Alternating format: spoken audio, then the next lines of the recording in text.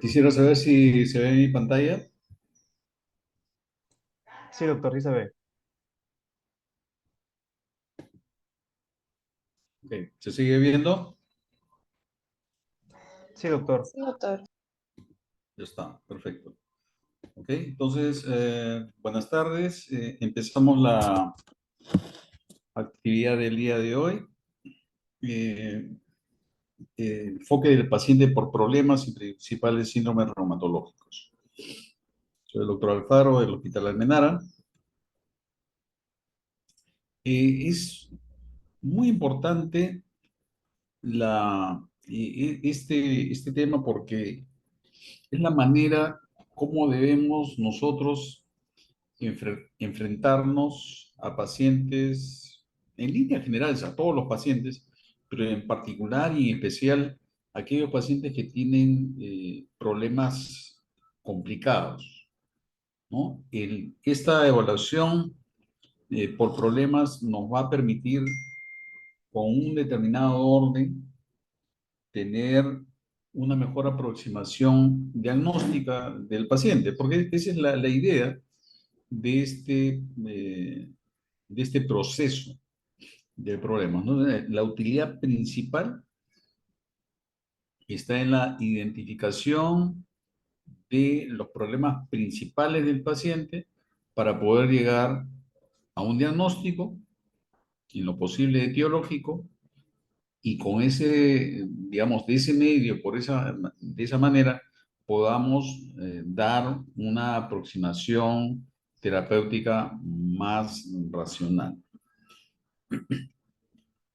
Este trabajo, publicado por el doctor Julio Muñoz, un amigo de mi promoción de la Universidad de San Marcos, quien es de hecho docente de la Facultad de Medicina de San Marcos actualmente, que ha publicado, miren, hace ya 25 años, no pierde vigencia y definitivamente es bastante útil y les recomiendo darle lectura. ¿Cuáles son los principios de este enfoque basado en problemas? Voy a dar lectura de una parte del texto de este artículo y dice: cuando el estudiante y el médico Nobel comprenden esta tónica metodológica, comienzan a vivenciar de modo diferente las inquietudes del hombre enfermo. Toman conciencia de la necesidad de cambiar sus métodos en el enfoque diagnóstico y aún de la educación médica. El acto médico aparece así como un proceso integrado por una serie de pasos sucesivos que corresponden a la secuencia seguida por el método científico. Permítame un segundo.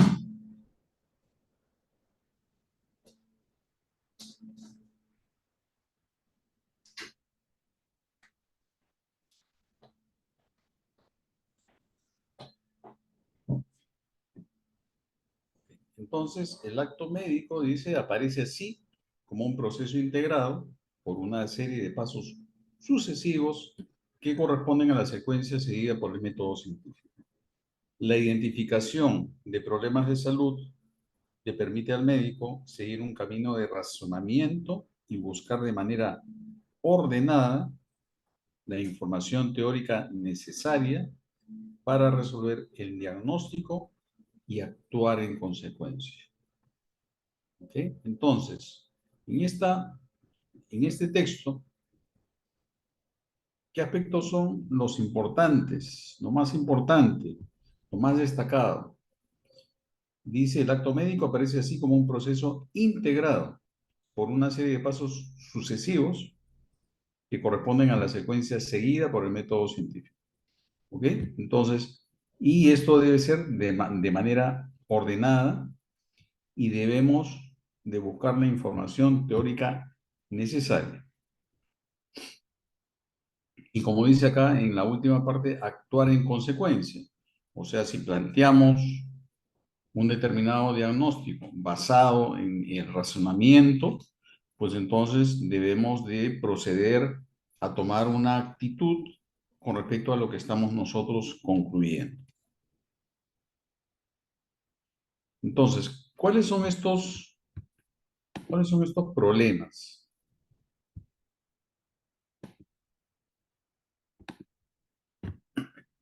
Los problemas pueden ser síntomas, como por ejemplo dolor abdominal, signos, como por ejemplo una ictericia de escleras, un síndrome, por ejemplo una insuficiencia cardíaca, un síndrome pulmón-riñón, una oligoartritis crónica. Puede ser exámenes auxiliares anormales también, como por ejemplo una velocidad de cementación elevada. Puede ser pruebas de imágenes, por ejemplo, una radiografía de tórax, una tomografía que muestre un nódulo pulmonar, o puede ser una enfermedad como la diabetes mellitus. Y por último, pueden ser otro tipo de problemas, como por ejemplo problemas sociales, problemas psicológicos o incluso una historia incompleta, una historia clínica incompleta puede ser un problema también, porque si no tenemos información suficiente en la historia clínica, pues ¿cómo vamos a poder llegar a un diagnóstico apropiado? O sea, si identificamos, evaluamos a una historia y vemos que esta historia no tiene información suficiente, obviamente esto va a ser un problema eh, para poder llegar a una evaluación y diagnóstico correcto. Y identificar una historia clínica que esté incompleta nos va a decir, bueno, ok, a este paciente tenemos que hacer unas evaluaciones adicionales, tenemos que interrogar al paciente o de repente tenemos que interrogar a la familia. ¿Ok? Entonces, todos estos datos son importantes para poder llegar a una determinada conclusión. ¿Ok? Entonces, los problemas pueden ser de diversa índole, ¿no? Y debemos hacer un listado de los problemas que tiene el paciente. Y de acuerdo a ese listado de problemas, escogeremos cuáles son los más importantes para poder buscar qué englobar esos problemas en síndromes y eventualmente poder llegar a un diagnóstico etiológico o plantear diagnósticos presuntivos y elaborar un plan de trabajo para poder llegar al diagnóstico definitivo.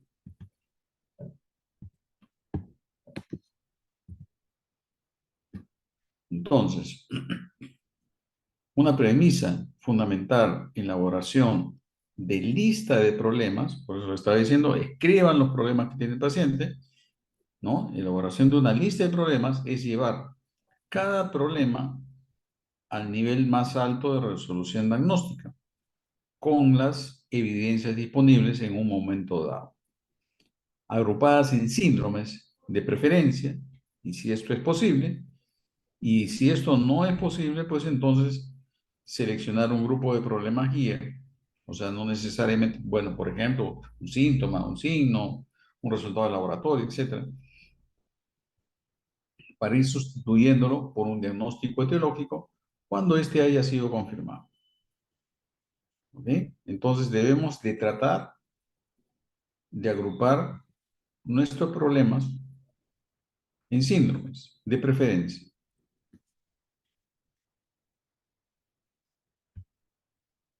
¿Ok? Entonces, ¿cuáles son los principales problemas en pacientes con enfermedades musculoesqueléticas, en pacientes reumáticos? Sin duda, uno de los principales problemas y síntomas es el dolor, ¿no? El dolor articular o extraarticular es una manifestación sin duda importante y frecuente. Este dolor debemos de categorizarlo en agudo o crónico. Un dolor crónico se refiere cuando se presenta durante más de 3 meses. Un dolor agudo, en general, menos de cuatro semanas o menos. Dolor mecánico o dolor inflamatorio, dolor localizado o dolor generalizado. Dolor localizado se refiere, por ejemplo, a una persona que tiene dolor de hombro, dolor de rodilla, dolor de tobillo. Y generalizado cuando compromete estructuras por debajo del ombligo y por encima del ombligo, hacia la derecha y hacia la izquierda.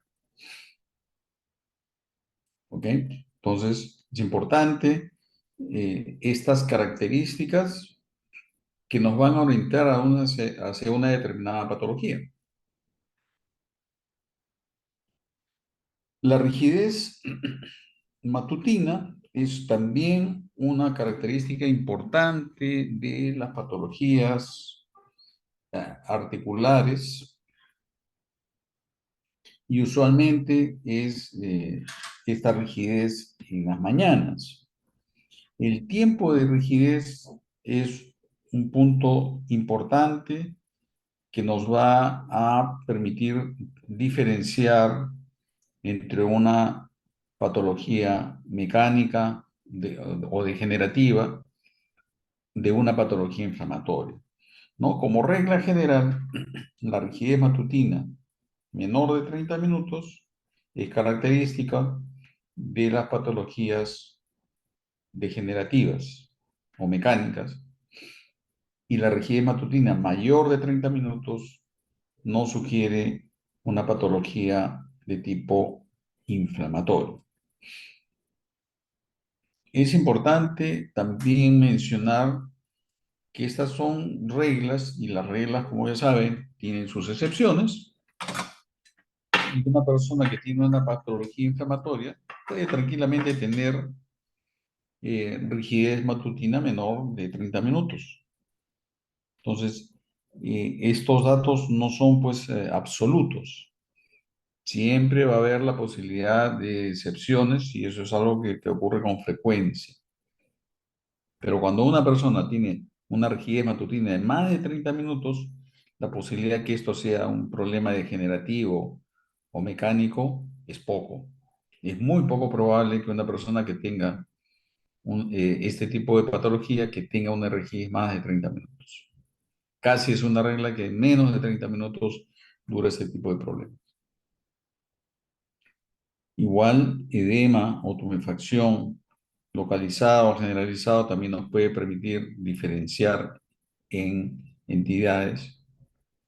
Las deformidades, si son originados desde el punto de vista articular o desde el punto de vista extraarticular, por ejemplo, una persona que tiene una tumoración a nivel de bursa olecraniana, lo más probable que sea pues esto una bursitis, evidentemente, ¿no? A nivel del codo, en la zona del olecrano, lo más probable es que sea una bursitis, o pueden ser nódulos, por ejemplo, subcutáneos, o por ejemplo también pudiera ser un tofo en una persona que tiene gota.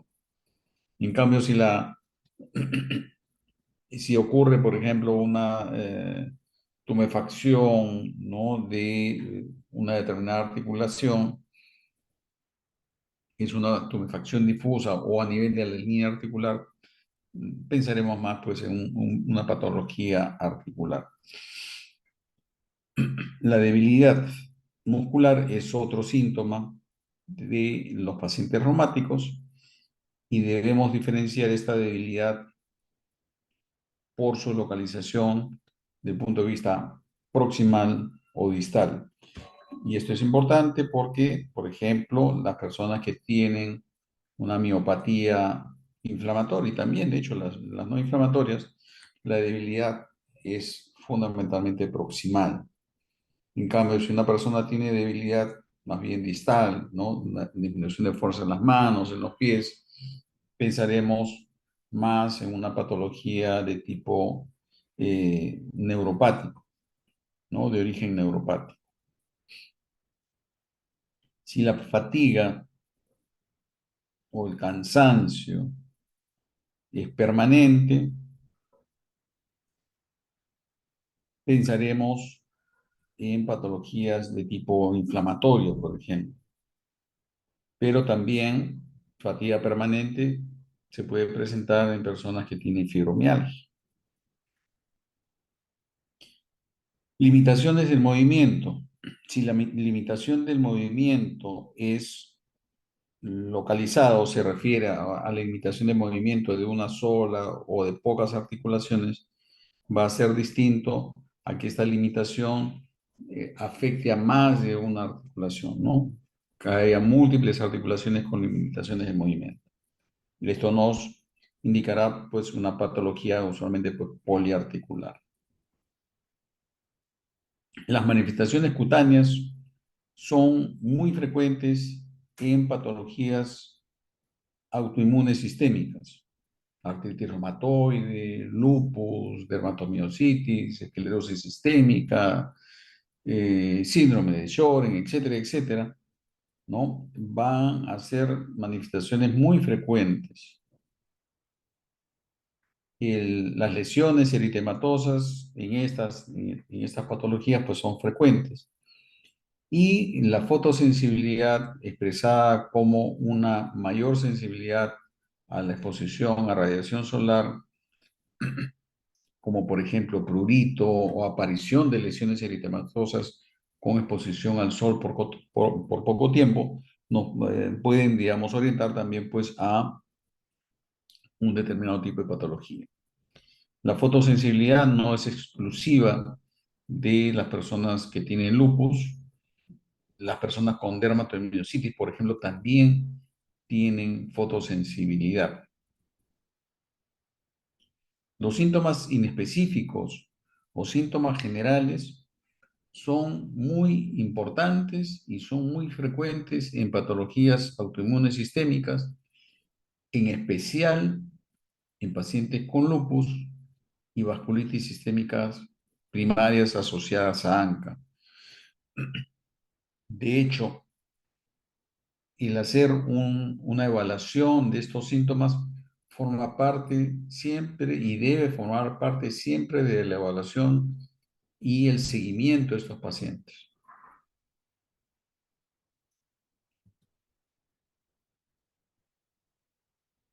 La definición de agudeza o cronicidad va a variar dependiendo de los diversos tipos de patologías. En este caso, por ejemplo, la lumbalgia, la clasificación según el tiempo, aguda, cuando es menos de 6 semanas de duración, y crónica, cuando es de más de 12 semanas de duración. Es fundamental que identifiquen bien el tiempo de dolor que tiene una persona, porque el tipo de patología va a ser distinta de acuerdo a estas clasificaciones. Una lumbalgia crónica, definida como ya hemos visto, como una lumbalgia de más de 12 semanas, debemos de clasificarla como mecánica o inflamatoria. Y esto es fundamental porque la lumbalgia inflamatoria pues, nos va a sugerir patologías como el grupo de las espondiloartritis. Y las características de una lumbalgia inflamatoria son que no mejora con el reposo, que mejora con la actividad física, con una rigidez axial matutina de más de 30 minutos en personas jóvenes, menores de 40 años, asociados a dolor nocturno. El dolor nocturno se refiere a dolor en la región lumbar, obviamente, que se presenta después de las 2 de la mañana, ¿no? Una lumbalgia que se presenta a esta hora y que despierta al paciente a esta hora, obviamente la sensación de dolor va a implicar de que el paciente se despierte, es bastante característico de las lumbalgias inflamatorias. A estas manifestaciones podemos agregarle, por ejemplo, el dolor glúteo alternante, que también es una característica importante de las espondiloartritis. Pero siempre pensar en lumbalgia inflamatoria en personas jóvenes que tengan dolor nocturno en el cual el dolor no mejora con el reposo, característicamente el paciente va a decir, tengo dolor y lo que yo prefiero hacer es caminar, por ejemplo, ¿no? Camino y me voy sintiendo mejor. En cambio, se acuesta y el dolor o no mejora o empeora. Y el dolor mecánico, pues es lo contrario, obviamente. Si no mejora con el reposo, en la lumbalgia mecánica, el dolor mejora con el reposo y más bien empeora con actividad física, a diferencia de la lumbalgia inflamatoria que más bien mejora.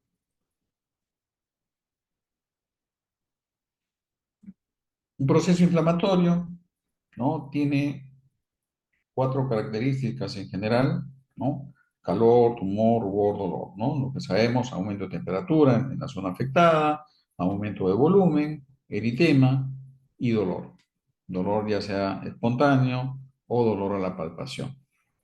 Entonces, la, la artritis no siempre va a acompañarse de rubor, pero siempre la artritis va a acompañarse de aumento de temperatura, de aumento de volumen, evidentemente, y de dolor,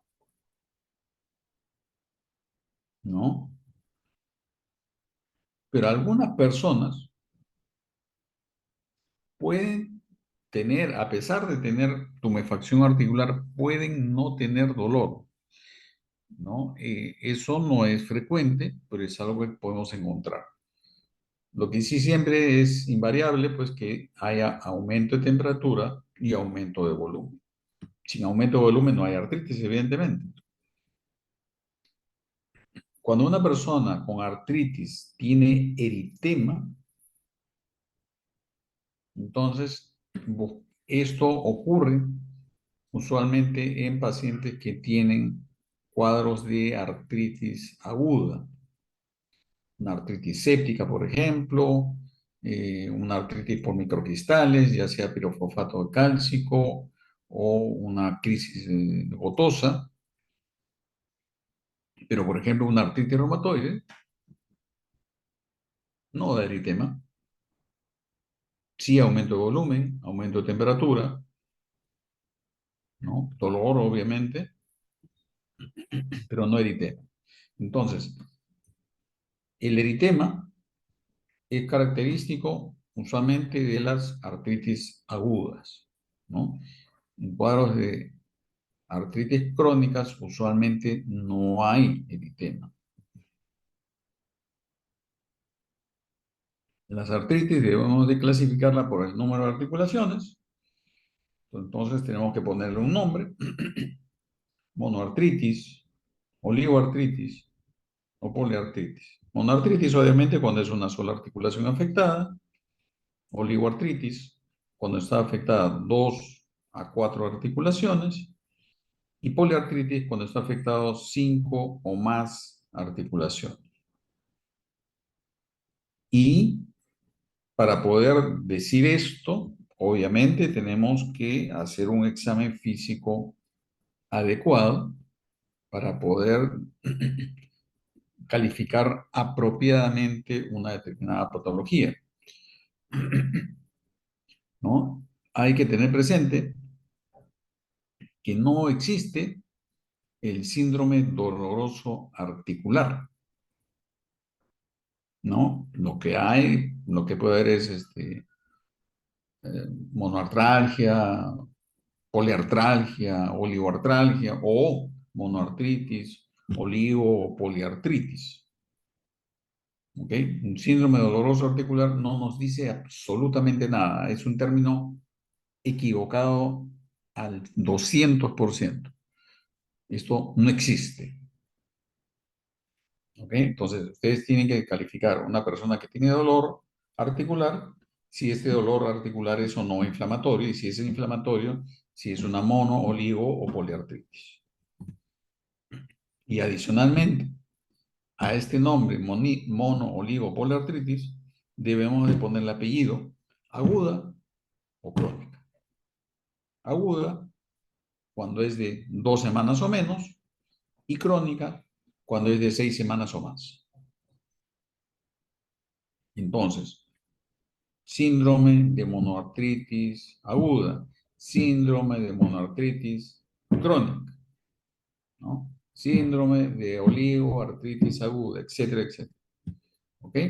Entonces, siempre pongamos nombres y apellidos, ¿ok? Porque estos datos son importantísimos para poder plantear un cuadro clínico y llegar a un diagnóstico correcto.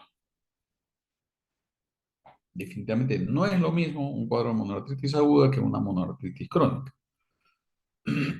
¿Sí? Por ejemplo, una monoartritis aguda, la causa más frecuente es artritis séptica a la cabeza, pero también artritis por microcristales, ya sea en personas jóvenes, ¿no? De artritis por monourato de sodio, o en personas adultas, adultas mayores, la artritis por pirofosfato cálcico dehidratado, y así sucesivamente.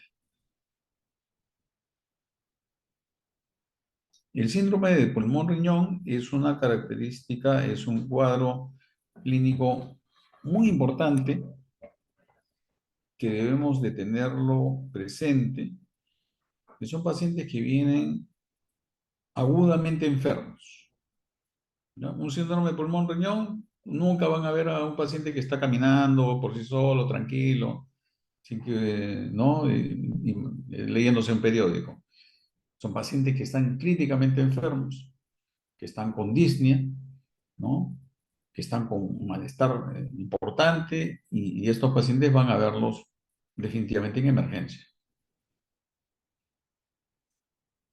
¿Ok? Entonces, ¿en qué consiste este síndrome de pulmón-riñón? Se refiere a compromiso pulmonar secundario a una hemorragia alveolar, y por lo tanto, una de sus características es hemoptisis.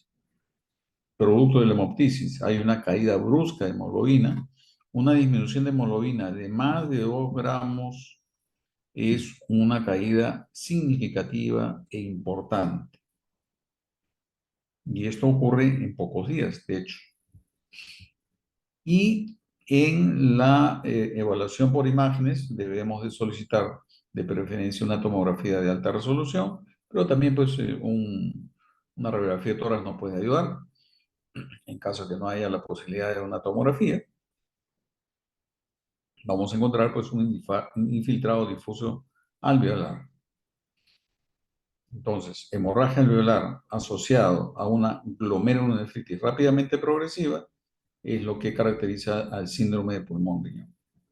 ¿Ok? Entonces, son pacientes críticamente enfermos que vienen por un cuadro de insuficiencia respiratoria asociada a hemoptisis con disminución significativa de hemoglobina, y que a las imágenes tiene un infiltrado difuso alveolar asociado a un compromiso renal rápidamente progresivo, o sea, una insuficiencia renal, un deterioro de la función renal, como dice acá, de más del 50% de disminución de depuración de creatinina en menos de 3 meses. ¿Ok? Entonces, esa es la definición de glomerulonefritis rápidamente progresiva. El síndrome de pulmón-riñón, en reumatología, las entidades que condicionan con más frecuencia esto son la vasculitis primarias, sistémicas primarias asociada a ANCA, en especial la polengitis microscópica, pero también en algunos casos la granulomatosis con polangitis, y en segundo lugar el lupus eritematoso sistémico. Esas son las entidades que con más frecuencia se asocian a este problema de síndrome de pulmón-riñón. Identificar este cuadro es fundamental, porque si lo identificamos a tiempo, podremos salvarle la vida al paciente, ¿no? La mortalidad es muy alta, más del 50%, si esta enfermedad, esta característica, esta presentación de enfermedad no es tratada a tiempo. El síndrome de Good Pasture también, de hecho, es otra enfermedad que puede condicionar el síndrome de pulmón-riñón. Entonces, vamos a ir a ejemplos de cómo identificar los problemas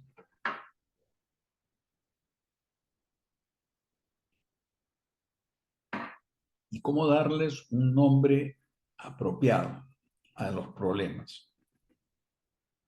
No olvidar que los problemas de salud pueden ser síntomas, signos, síndromes, si es posible englobar en síndromes, resultados de laboratorio, estudio de imágenes, enfermedades ya previamente diagnosticadas, ¿no? Que pueden también contribuir al problema actual del paciente, algunos problemas sociales o psicosociales, o inclusive, como habíamos mencionado, historias incompletas. Entonces, vamos a este caso. Una mujer de 75 años que ingresa procedente del servicio de urgencias por dolor de rodilla derecha de carácter agudo de 24 horas de evolución. ¿Ok? Cuando hagan una historia clínica, hay una parte inicial que es motivo de ingreso, ¿no? El motivo de ingreso debe consistir en una frase que nos diga en pocas palabras cuál es el problema de la paciente.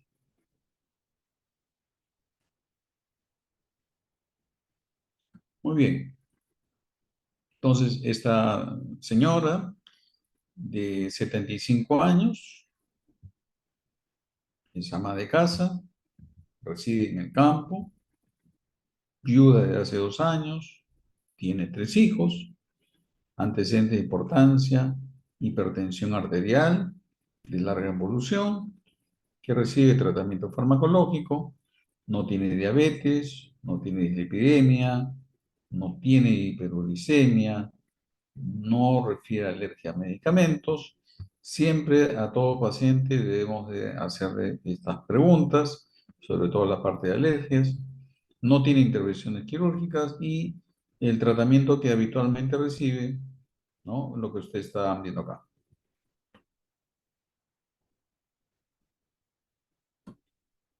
Y la historia dice que encontrándose previamente asintomática, la tarde del día anterior a su ingreso, dice que comienza a presentar molestias en la rodilla derecha sin impotencia funcional.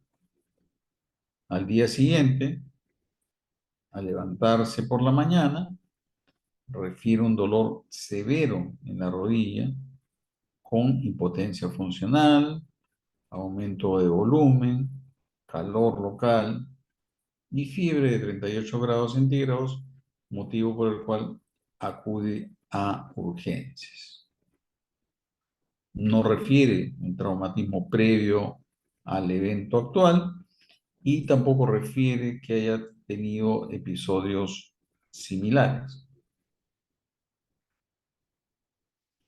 Entonces, de punto de vista de anamnesis, puntos importantes. Uno, que hay que considerar en esta parte inicial, que es una persona adulta mayor, que tiene como antecedente de importancia hipertensión arterial, pero que no tiene ningún antecedente desde el punto de vista de patologías reumáticas o patologías que condicionen estados de inmunosupresión. Y que ingresa por un cuadro de dolor agudo, ¿no? Dolor agudo, intenso, eh, de la rodilla derecha, asociado a un cuadro de fiebre. Dolor intenso con aumento de volumen y fiebre.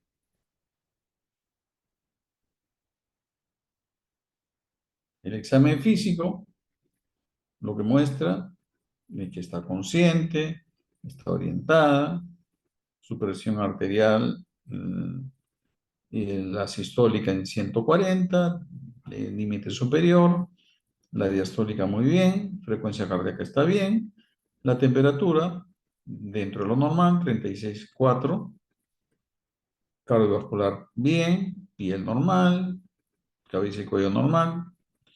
Extremidades, no hay edemas, no hay aumento de volumen a nivel de pantorrillas, los pulsos pedios están bien y el examen articular preferencial muestra una rodilla derecha con aumento de temperatura, aumento de volumen, obviamente con un signo del témpano positivo, evidente, dolor a la palpación, con movilidad articular disminuida. Entonces, es una paciente de 75 años, antecedente de hipertensión, que tenemos un hallazgo objetivo, ¿no? De una artritis de rodilla. Entonces, una monoartritis. Y al tener menos de 2 semanas de evolución, son solamente 2 días que tiene el problema, entonces estamos hablando de una monoartritis aguda. Y el otro problema que tiene este paciente, de acuerdo a lo que ha sido mencionado en la anamnesis, es que hay un cuadro de fiebre. Entonces, ¿qué problemas podemos identificar? Uno, una hipertensión que actualmente está en tratamiento y está controlada, presenta un cuadro de fiebre de 38 grados y presenta un cuadro, una monoartritis aguda de rodilla derecha. Entonces, una monoartritis aguda de rodilla en una persona joven, perdón, una persona adulta mayor y asociado a fiebre, lo primero que tenemos que pensar, dentro de las causas más frecuentes habíamos mencionado, lo primero que tenemos que pensar es que es una artritis infecciosa o artritis séptica. Sin embargo, esto no es completamente absoluto, porque las artritis por microcristales, en especial las de monograto de sodio, o sea, la gota aguda, también nos puede dar fiebre y obviamente una monoartritis aguda. Si bien la rodilla no es la articulación más frecuentemente afectada en un cuadro de crisis de gota, pero eso es algo que también puede ocurrir. Entonces, mis dos diagnósticos presuntivos deben de ser, ¿no? Uno, la artritis séptica, es más probable, evidentemente uno por la edad, y número dos, porque el paciente, la paciente eh, tiene fiebre, pero en segundo lugar no queda descartado para nada la posibilidad de que esto sea también una artritis por microcristales. Entonces, el plan de trabajo tiene que ir de acuerdo a eso. Entonces, un hemograma me sirve. ¿Para qué me sirve un hemograma? En este caso, me sirve para ver si este paciente tiene, por ejemplo, leucocitosis. Tiene leucocitosis, si tiene neutrofilia, desviación izquierda, eso ya me va a orientar más claramente a un cuadro pues, infeccioso. Evidentemente, teniendo en cuenta que mi primera sospecha diagnóstica es una artritis séptica, tengo que tomarle hemocultivo de todas maneras, tengo que hacerle una artrocentesis para ver el recuento celular, bioquímica, estudio de cristales de todas maneras y cultivo de líquido sinovial porque sigue siendo mi primera opción, mi primera posibilidad de una artritis séptica. Una radiografía de rodillas de todas maneras nos es útil porque, por ejemplo, si vemos una calcificación de los meniscos o del cartílago articular, pues puede haber evidentemente la posibilidad de que esto sea una artritis por pirofosfato cálcico. Por último, velocidad de cementación y proteína C reactiva son reactantes de fase aguda y definitivamente son útiles en pacientes que tienen una artritis séptica, ¿no? Porque se elevan, en estos casos, una artritis séptica, los reactantes se elevan de manera importante.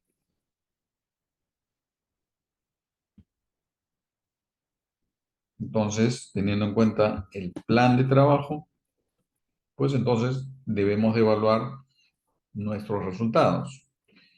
Y en los exámenes que se le encuentra, uno, hay una leucocitosis, 18.500, la hemoglobina está normal, el hematocrito está normal, en bioquímica la glucosa está bien, la creatinina está en 1,4, está incrementada, la proteína C reactiva está elevada, lo normal es 5 miligramos por litro y está en 11,2, sodio, potasio normales.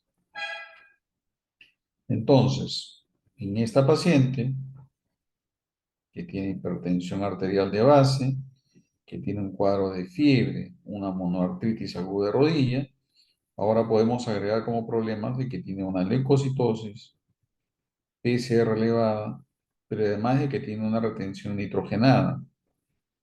No tenemos valores previos, entonces necesitamos evaluar también esta parte para ver si es que esto es ya una insuficiencia renal crónica o es una insuficiencia renal crónica de repente reagudizada.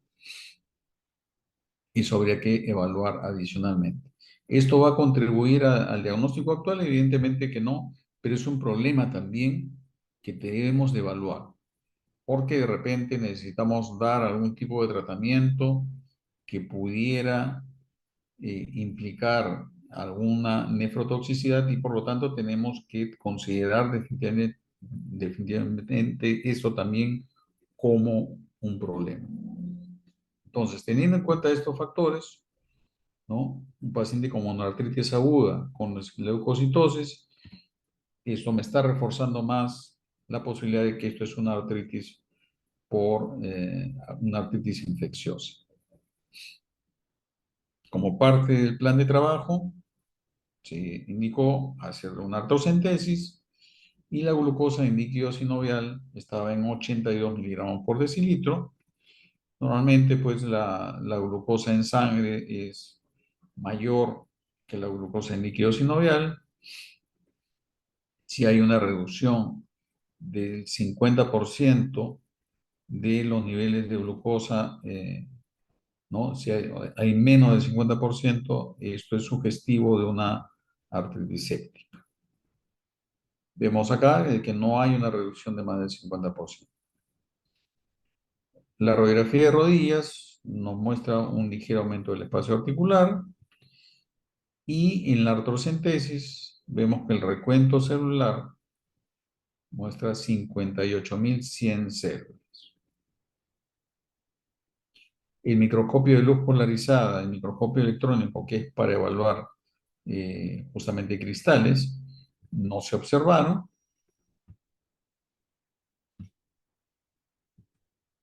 Y nuestro diagnóstico presuntivo sigue siendo pues una artritis séptica, porque tiene fiebre, tiene una monoartritis aguda, hay leucocitosis, tiene una proteína C reactiva elevada y el estudio de líquido sinovial nos muestra que tiene más de 50.000 células por milímetro cúbico. Si bien ese valor no nos excluye, no nos excluye una artritis por microcristales, en particular la artritis por gota, valores altos evidentemente nos plantean de todas maneras que nuestra opción primaria, nuestra primera opción, debe ser una artritis séptica. Entonces, consideramos como primera opción una artritis séptica y alejamos la posibilidad de que esto sea una artritis por microcristales porque para empezar se hizo los estudios respectivos y no se observaron cristales. ¿Esto es absoluto? Definitivamente no, no es absoluto, porque hay que tener presente de que si el procesamiento de la muestra se realiza más de 2 horas después de haber sido obtenida y no se hace el estudio de cristales, estos cristales se degradan y ya no se ven. Entonces, la ausencia de cristales en el estudio del líquido no nos descarta la posibilidad de que esto sea una artritis séptica. Pero el contexto nos sugiere como primera opción esto, artritis séptica, y por lo tanto, nuestra primera opción es pues iniciar tratamiento antibiótico. No tenemos todavía evidencia de punto de vista microbiológico, pero es nuestra primera presunción sin lugar a dudas. Hay que tener presente la retención nitrogenada que tenemos que evaluar de todas maneras y teniendo en cuenta que nuestra primera opción diagnóstica es una artritis séptica, pues entonces iniciaremos terapia antibiótica empírica, ¿no? Teniendo en cuenta cuáles son los gérmenes más frecuentes, ¿no? En una persona mayor, sin duda la cabeza, el germen más frecuentemente encontrado es el Staphylococcus aureus, y por lo tanto eso es lo que debemos de cubrir, pero también de manera empírica debemos de cubrir a negativos, teniendo en cuenta que es una persona adulta mayor.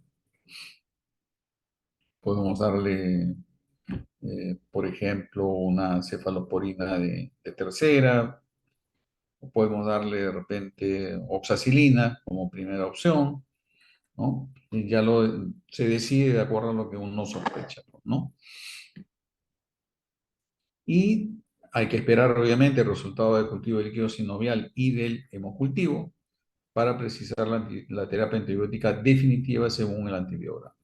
Pero debemos de empezar una terapia antibiótica empírica. Ya se tomaron las muestras, empezamos antibiótico. Es importante solicitar una depuración de creatinina, solicitar una ecografía renal para definir esto es ya una nefropatía crónica o si está el tamaño normal, pues entonces esto puede ser un problema, digamos, desencadenado por de repente algún medicamento que ha usado o el mismo cuadro séptico que puede producir incremento de los, eh, de los nitrogenados. Entonces, llega el resultado del grano y del cultivo, se aísla un estafilococo aureus metilinsensible, ¿no? El microscopio de luz polarizada se hace un nuevo estudio, se descarta definitivamente que tengan cristales, se toma de manera apropiada, ¿no? Y por lo tanto el diagnóstico definitivo es una artritis séptica de rodilla derecha por estafilococo aureus, ¿no? Entonces, esa debe ser nuestra manera de aproximarnos al diagnóstico de esta paciente.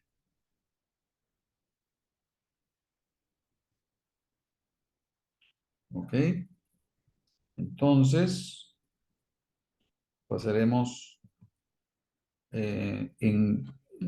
ver, nos tomamos unos 3 minutos de descanso y a las 4 minutos de descanso y a las 3:35 continuamos.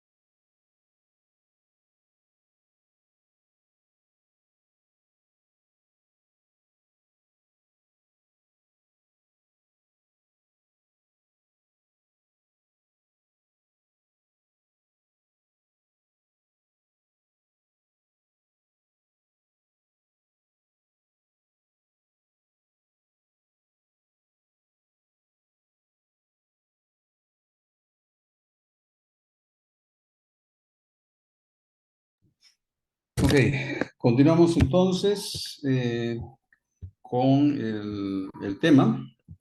Vamos a ver el siguiente caso, es un poco más complejo. Dice, paciente que inicia su enfermedad en julio del 2020 con disnea a moderados esfuerzos, artralgia de manos y rodillas, asociado a aumento de volumen, por lo cual se automedica con naproxeno con mejoría parcial. Además, nota placas eritematosas, redondeadas, en frente, puente nasal y orejas. En agosto del 2020 presenta disnea, la cual persiste. Las placas eritematosas también aparecen a nivel de cuello, tórax, abdomen. En septiembre del 2020, un mes después, se agrega caída de cabello y baja de peso no cuantificada. El 27 de octubre de 2020, la disnea progresa a pequeños esfuerzos y acude al médico particular evidenciando una radiografía de tórax del 27 de septiembre con un derrame pleural derecho. Por estos motivos, el 3 de noviembre de 2020 ingresa por emergencia. Acá no mencioné, es una paciente mujer de 30 años, una paciente joven,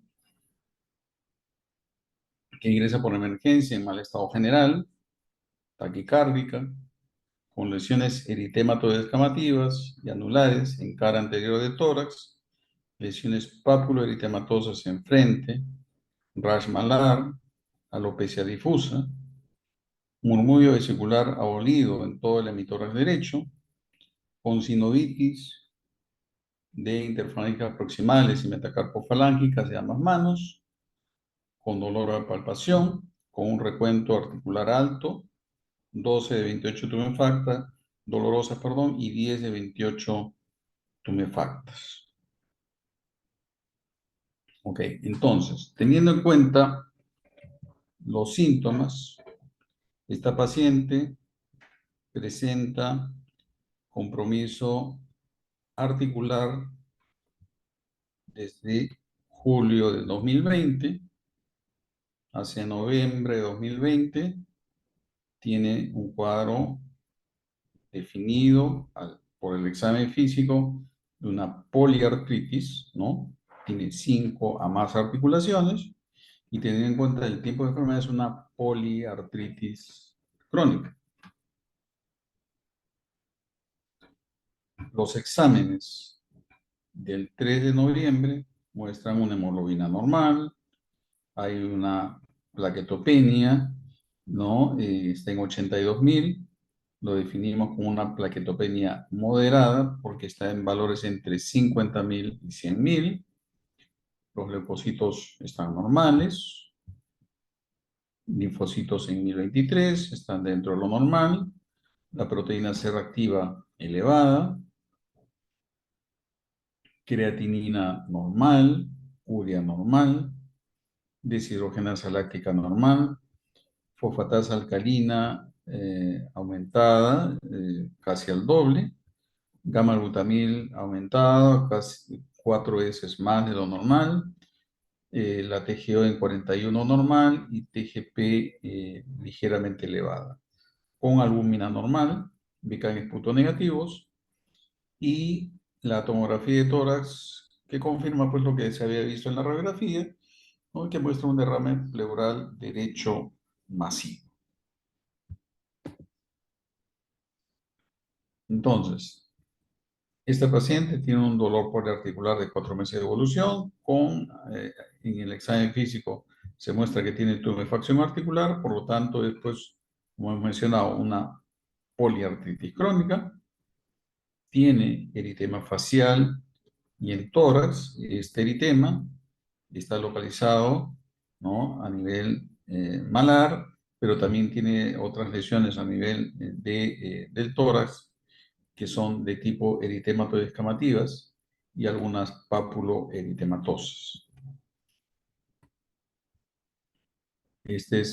No es la foto de la paciente, pero es digamos, lo que tenían, lo que se evidenciaba, y estas son las lesiones que se veían tampoco desde la paciente, pero que se evidencian el tipo de lesiones, ¿no? Lesiones de tipo eritematoidescamativas y algunas con centro anular, centro pálido. Se describe también como problema alopecia, una alopecia difusa, una disnea progresiva. Podemos también indicar como problema que la frecuencia cardíaca está elevada, por lo tanto tiene una taquicardia, una proquetopenia moderada, PCR elevado, y habíamos visto también que tenía en la radiografía pues un derrame pleural derecho, ¿no? Que esto debemos de agregarlo a los problemas. Entonces, como insisto, entonces definimos el compromiso articular como una poliartritis crónica, no es síndrome doloroso articular, ¿no? Es una poliartritis crónica, presenta un rash malar y este rash malar tiene características de tipo inflamatoria y que respetan el surco nasogeniano, tiene un rash eritematoidescamativo junto con lesiones papuloeritematosas, ¿no? Podemos considerarla, por lo tanto, es un rash psoriasiforme, hay una alopecia difusa, tienen derrame pleural, plaquetopenia moderada y PCR elevado. ¿Ok? Tiene todos estos problemas.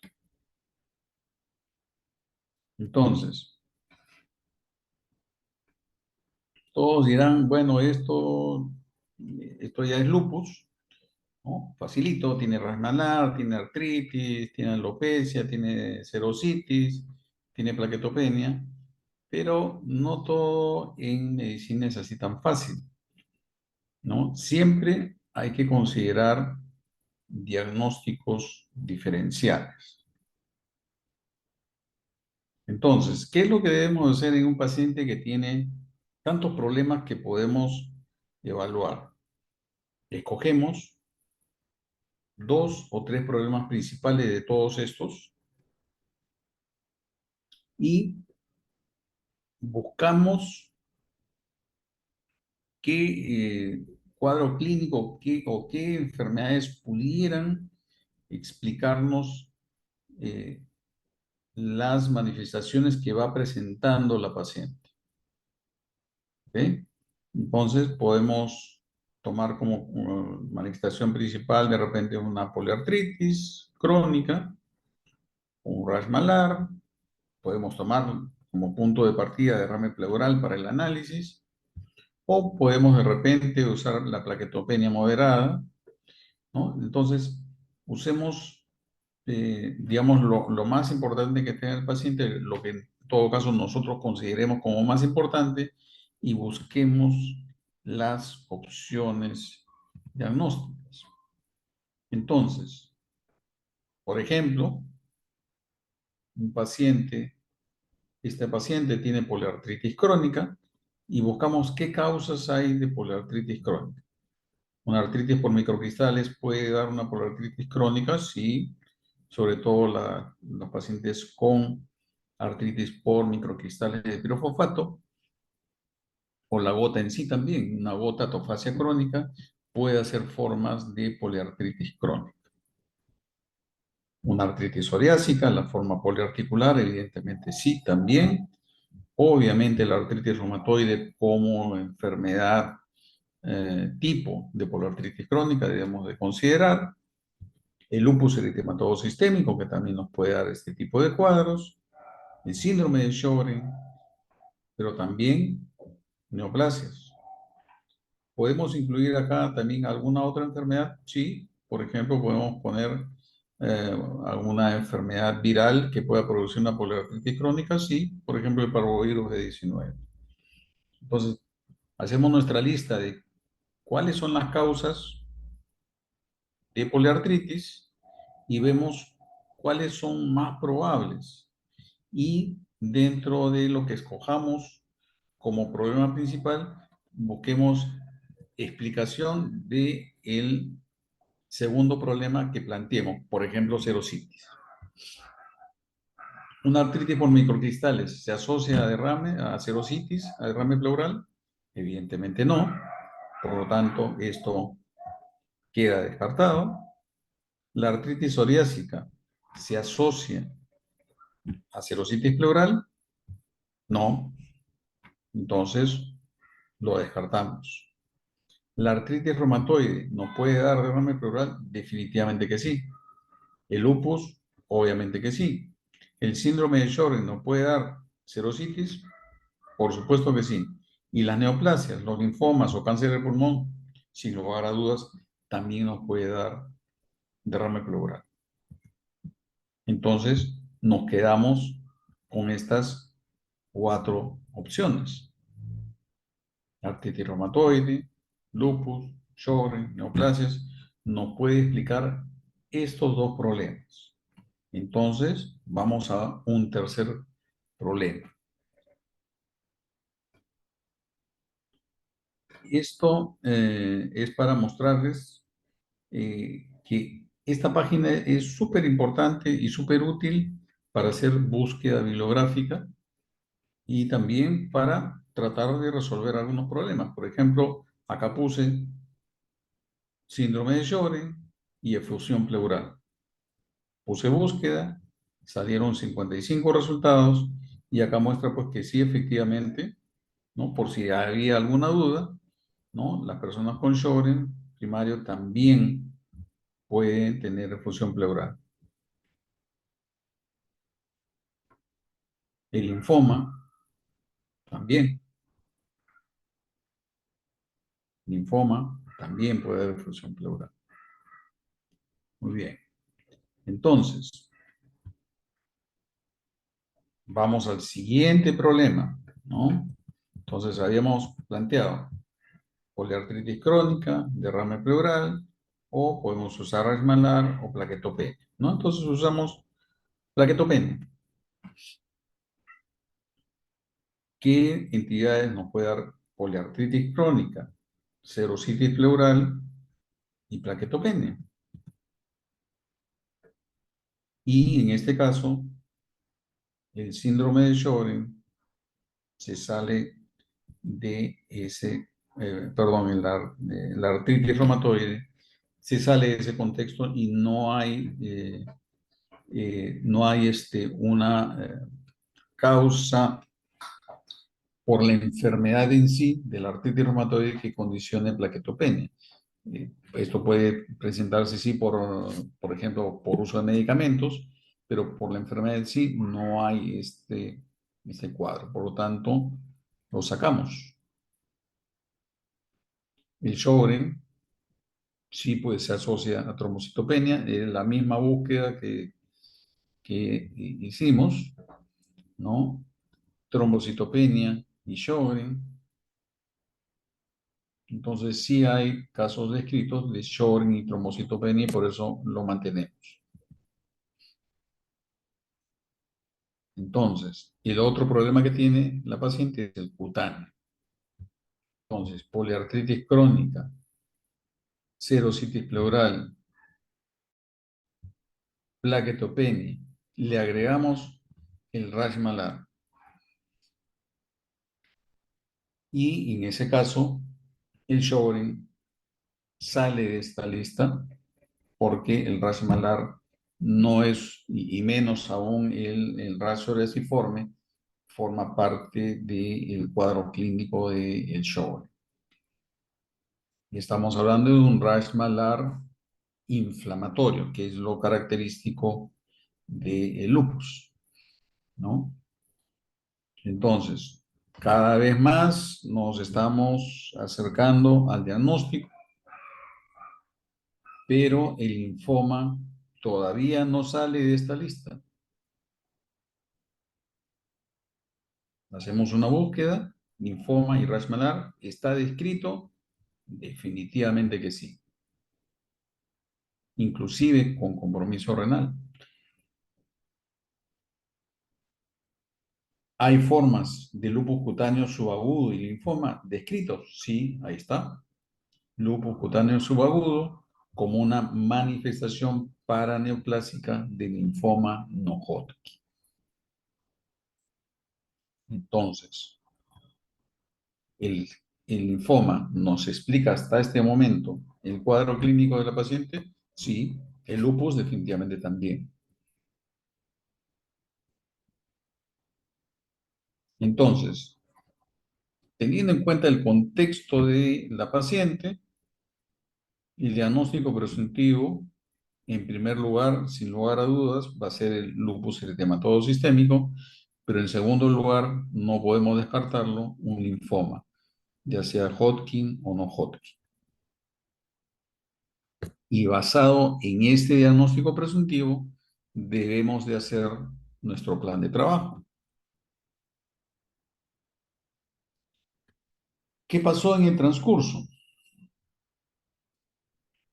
La paciente reingresa a emergencia el 5 de noviembre por un incremento en la disnea y pasa a neumología a descartar TBC por esa evidencia de derrame pleural masivo y plaquetopenia. Las plaquetas bajaron un poco más a 72.000, los leucocitos se mantenían bien, pero en este control ya había una linfopenia, 602, la creatinina se mantenía bien, empieza a haber hipoalbuminemia que al inicio estaba normal, el sedimento urinario presentaba leucocituria, microhematuria, proteínas en orina 2 cruces, se le hace una serie de exámenes de hepatitis B y C fueron negativos y se encontró un ANA 1/1000 patrón homogéneo con anti-SM positivo. Como estábamos en época de pandemia, ¿no? Se le pide SARS-CoV-2, el cual fue negativo, se le hace una ecografía mamaria sin ninguna alteración, ¿no? Por ahí alguien planteó que pudiera ser un paraneoplásico y para buscar si había un problema de mama y no lo hubo. Y le hacen una toracocentesis aproximada a 1000 centímetros de líquido, una biopsia pleural, teniendo en cuenta que ahí era un derrame unilateral, informa con una pleuritis crónica, y la biopsia de piel concluye que tenía un lupus cutáneo subagudo. Los neumólogos dicen, este paciente tiene inflamación crónica a nivel de la pleura, tiene derrame pleural y dicen, bueno, este paciente tiene tuberculosis y le empiezan a dar tratamiento específico. En enero comienza a presentar aumento de volumen en pies, eritema, ardor, y se considera de que por el tratamiento específico, tratamiento para la tuberculosis, presentó una probable neuropatía, inician piridoxina, los síntomas neuropáticos desaparecen y ahí recién solicitan evaluación por reumatología. Y se evalúa en nuestro servicio en enero del 2021, perdón, en grado, perdón.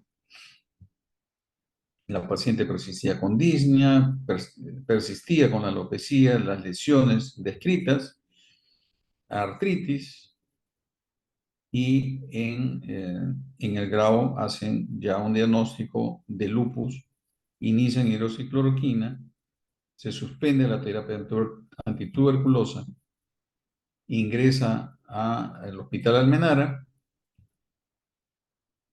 con dolor abdominal, vómitos, disnea, se confirma, ¿no?, el resultado de anticuerpos antinucleares, ¿no?, a títulos altos, 1,940 patrón moteado, el anti-DNA estaba a títulos altos, los valores normales hasta 100, el anti-SM también positivo, había plaquetopenia, una plaquetopenia leve, persistía la linfopenia, persistían elevados las pruebas hepáticas con patrón colestásico, y ahora había derrame pleural, pero ya bilateral, además de serositis pericárdica, hipocomplementemia, examen de orina patológico con proteínas 3 cruces, comienza a disminuir la hemoglobina, persiste la linfopenia, se incrementa la creatinina y le hacen una relación proteína-creatinina en orina y encuentran 6 gramos de proteína, se define un cuadro de síndrome nefrótico y se decide que tiene pues el diagnóstico de lupus eritematoso sistémico con serositis, con linfopenia, con compromiso hematológico, con linfopenia y plaquetopenia. Eh, se encuentra también pues compromiso cutáneo, alteraciones inmunológicas con ANA positivo, anti-DNA, anti-SM positivos y por lo tanto se inicia ya tratamiento correspondiente con pulsos de metilprednisolona, se le hace una biopsia renal a la paciente y se encuentra este resultado, ¿no? Una nefritis proliferativa focal, ¿no? Proliferativa y esclerosante focal. Y pues el linfoma obviamente ya queda completamente descartado y se inicia tratamiento con diclofenac fetilo, prednisona a dosis de medio por kilo. Y actualmente la paciente se encuentra en un buen estado general, ya no ha vuelto a presentar derrame, el compromiso renal ha mejorado ostensiblemente, tiene valores de proteinuria menores de 700 miligramos por decilitro, con sedimento urinario normal. Muy bien, entonces, esta es la manera como debemos de enfocar los problemas de los pacientes. Y este es el último slide. Y no sé si tienen alguna pregunta o alguna duda.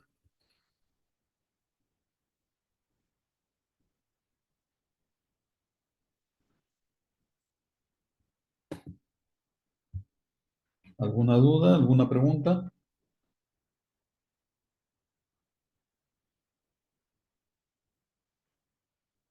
Todo claro. Ya. Ok, entonces, mis mensajes, uno, identifiquemos los problemas más importantes de los pacientes. No siempre vamos a encontrar un paciente fácil. Démosle el nombre apropiado a los problemas, ¿sí? El nombre apropiado. Para eso tenemos que recoger bien tenemos que hacer una buena anamnesis, tenemos que hacer un examen físico apropiado, ¿no? Y planteando los problemas, hagamos una lista, siempre tratemos de englobar los problemas en síndromes, si no es posible, poner los síntomas o signos más importantes y de acuerdo a eso, hagamos un planteamiento de diagnóstico, ¿no? Y hagamos la búsqueda, ¿no? Y vayamos haciendo el descarte de las probabilidades diagnósticas de acuerdo a lo que vamos indagando y evaluando de acuerdo a los resultados, ¿no? Y tomemos decisiones de acuerdo a este análisis que vamos haciendo. Esta es sin duda la mejor manera de enfocar el diagnóstico de pacientes problema, pero en general de todos los pacientes. Sí, Andrea. Sí, doctor, buenas tardes. Tenía una consulta. Por ejemplo, en lo que hace el factor reumatoideo o el ANA para lo del lupus, ¿a partir de cuánto valor se podría considerar que está a títulos muy altos? Porque a veces en la bibliografía dicen que solo especifica títulos muy altos, iniciar tal tipo de terapia porque ya se considera severo, pero, o sea, ¿cuánto es títulos muy altos? Ya. Si hablamos de factor reumatoide, títulos altos se refiere a valores mayores de 3 veces por encima del normal, ¿no? Los puntos de corte son variables de acuerdo a los laboratorios, pero ese es, digamos, el concepto. En cuanto a los anticuerpos antinucleares, un resultado positivo en general se considera valores mayores de 1/80, ¿no? Un resultado positivo significativo son valores mayores de 1/80. Hay algunos laboratorios que ponen como punto de corte 1/100, ¿no? Entonces, valores mayores de 1/100, pues entonces son valores significativos. No se define valores muy altos en cuanto a anticuerpos antinucleares, pero sí para factor reumatoide y antipéptido cíclico citrullinado es 3 veces o más. ¿Respondes a tu pregunta? Sí, doctor, muchas gracias. Ok. ¿Alguna otra pregunta?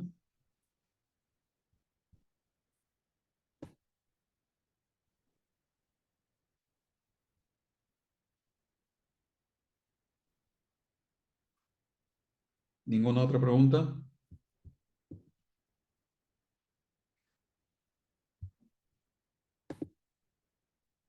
Todo claro. Muy bien. Ok, entonces muchas gracias por su atención y bueno, ya nos encontramos para la siguiente clase. Que tengan un buen fin de semana. Gracias, doctor. Hasta Gracias, luego. doctor. Gracias Hasta por luego. tanto. Gracias, doctor. Hasta luego. Hasta luego. Hasta luego, doctor.